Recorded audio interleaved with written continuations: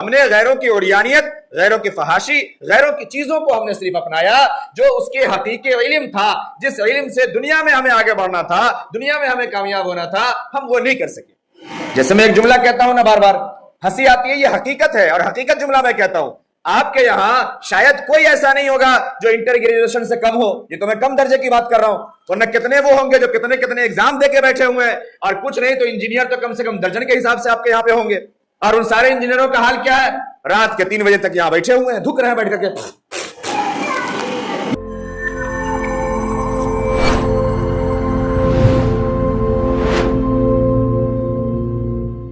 اللهم صل على محمد وعلى آل محمد وبارك وسلم كما صليت وباركت على إبراهيم وعلى آل إبراهيم إنك حميد مجيد۔ اللہ تبارک و تعالی نے پوری دنیا کی تمام چیز، تمام چرند و پرند، تمام مخلوقات کو پیدا فرمایا، اور ان تمام میں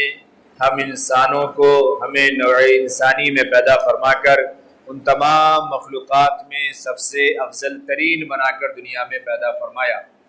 ہر اعتبار سے اللہ نے افضل بنایا، جسم کے اعتبار سے بھی،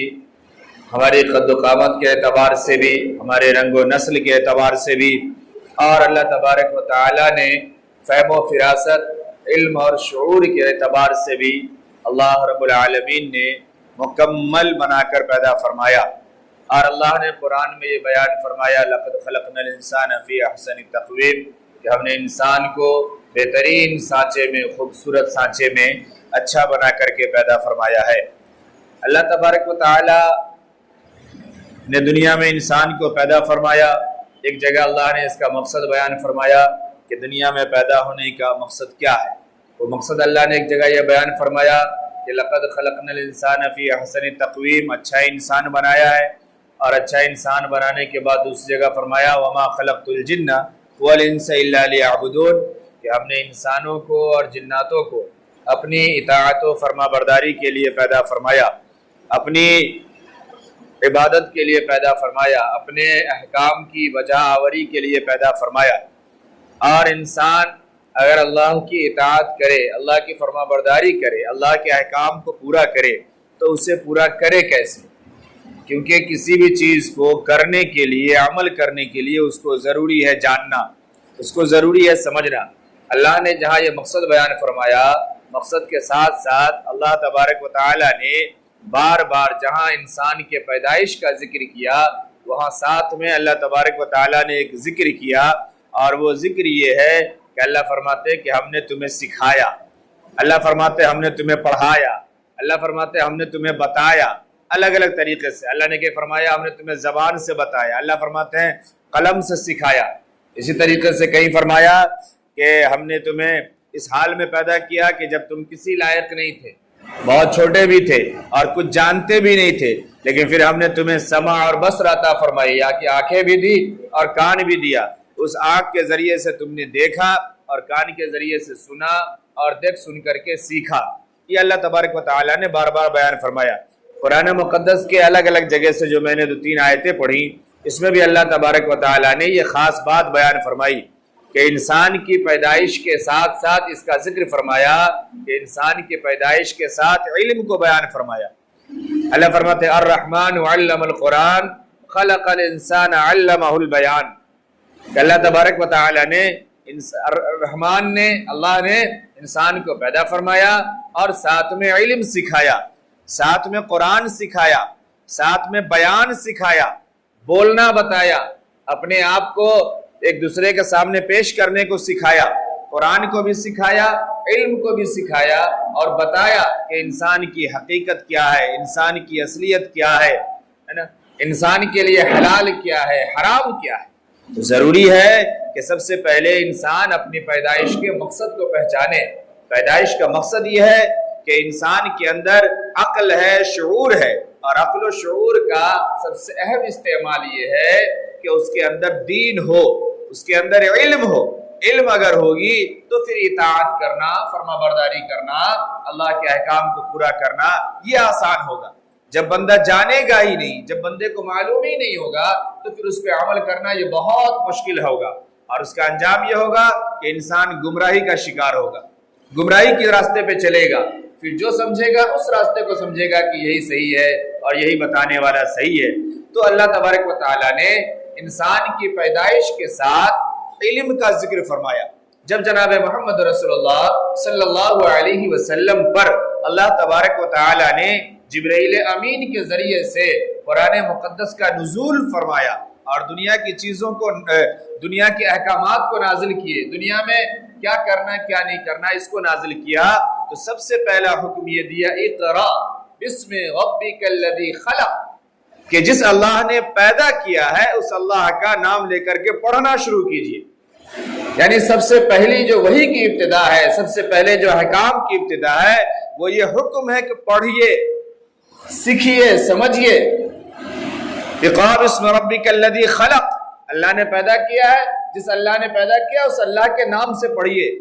اس اللہ کو پڑھیے، اس اللہ کو جانیے، اس کے وجود کو سمجھیے، اس کے صفات کو سمجھیے، اس کے ذات کو سمجھیے، اس کی طاقت کو سمجھیے، اس کے جلال اور کبریائی کو سمجھیے، اس کے شان کو سمجھیے کہ دنیا میں اگر کوئی ذات ہے دنیا کو چلانے والی تو وہ اللہ کی ذات ہے، اور دنیا سے جیسے ہی آنکھ بند ہو جائے گی پھر جو معاملہ شروع ہوگا وہ تمام کے تمام معاملات کے ذمہ دار یہ اللہ ہیں، اور اللہ نے ان تمام معاملات کو، تمام چیزوں کو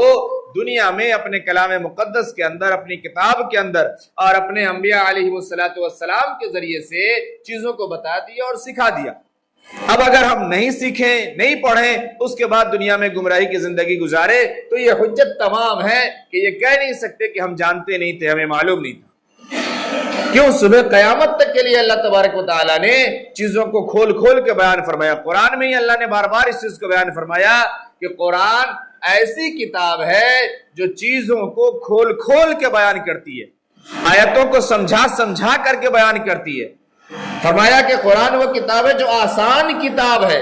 لیکن آج ہم نے اسے اپنے آپ سے سمجھنا چھوڑ دیا، پڑھنا چھوڑ دیا، پھر وہ چیزیں ہمارے لیے بھاری لگنے لگی اور بھاری ہو گئی۔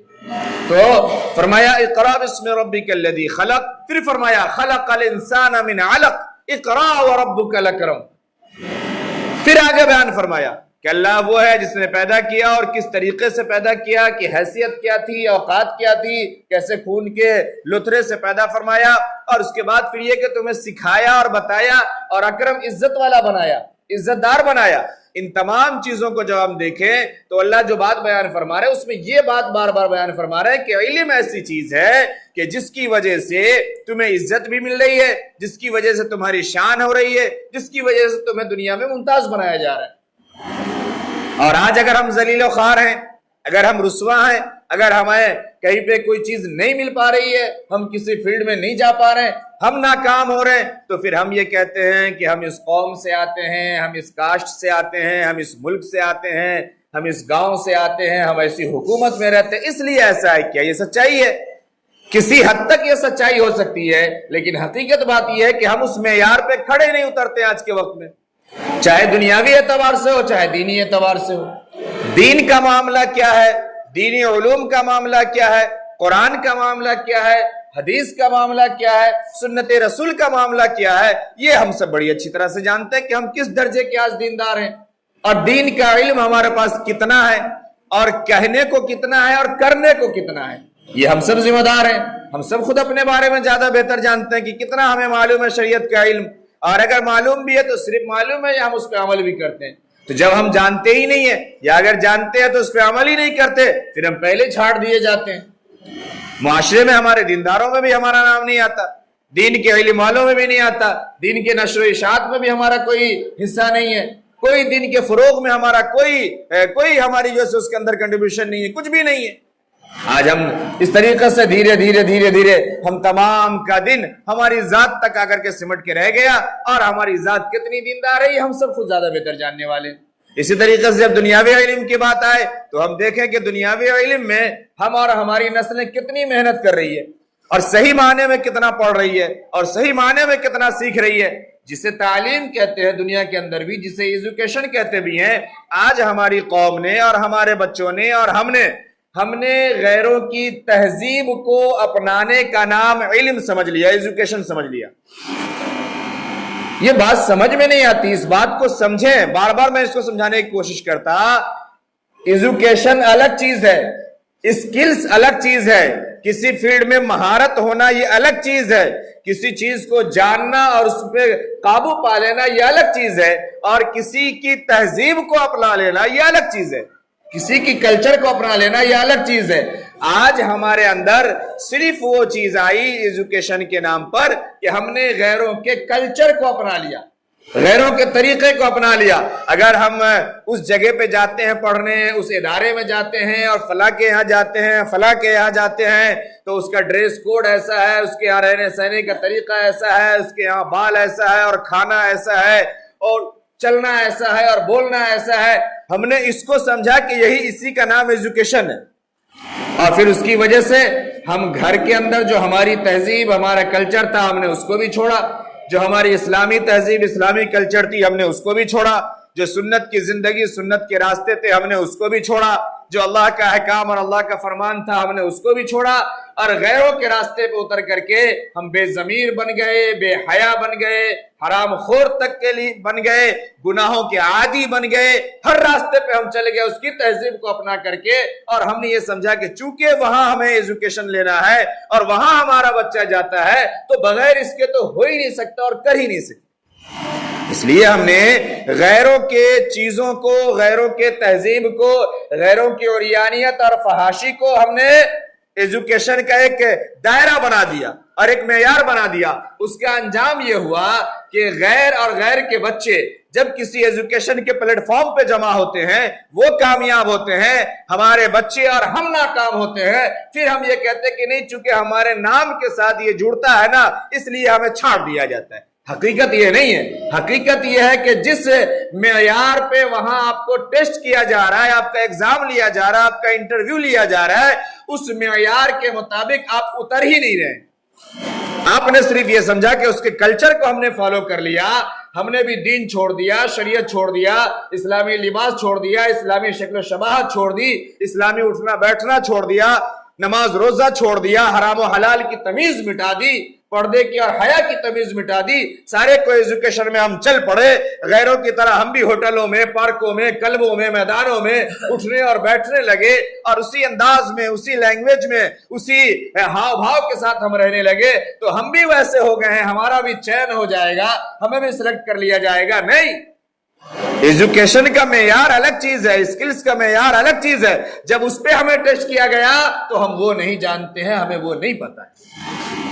تو یہ ہوا، ہم نے غیروں کی اوریانیت، غیروں کی فحاشی، غیروں کی چیزوں کو ہم نے صرف اپنایا، جو اس کے حقیقی علم تھا، جس علم سے دنیا میں ہمیں آگے بڑھنا تھا، دنیا میں ہمیں کامیاب ہونا تھا، ہم وہ نہیں کر سکے۔ جیسے میں ایک جملہ کہتا ہوں نا، بار بار ہنسی آتی ہے، یہ حقیقت ہے، اور حقیقت جملہ میں کہتا ہوں۔ آپ کے یہاں شاید کوئی ایسا نہیں ہوگا جو انٹر گریجویشن سے کم ہو، یہ تو میں کم درجے کی بات کر رہا ہوں، ورنہ کتنے وہ ہوں گے جو کتنے ایگزام دے کے بیٹھے ہوئے ہیں، اور کچھ نہیں تو انجینئر تو کم سے کم درجن کے حساب سے آپ کے یہاں پہ ہوں گے،